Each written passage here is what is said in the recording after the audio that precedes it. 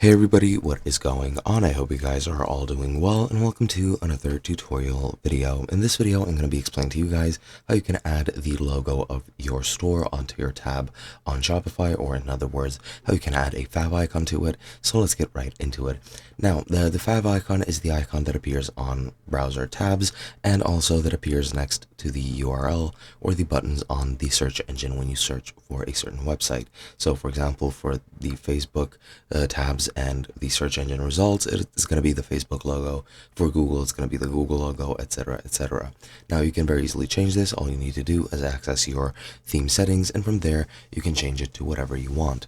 Now to do this, go into online store. It's going to take you to themes, and from here you're going to go ahead and click customize next to the theme you're currently using or that you plan on using. Once you're here, click on the settings right over here on this cog icon, click on logo, and here you have all your options. As you can see, you have the favicon image options, and you can explore free images or select an image. I'll explore the free ones. So for example, I'll choose whichever from here. So I don't know, I'll just select this one for the current moment, and once you select it, just select it, click save, and that should be it.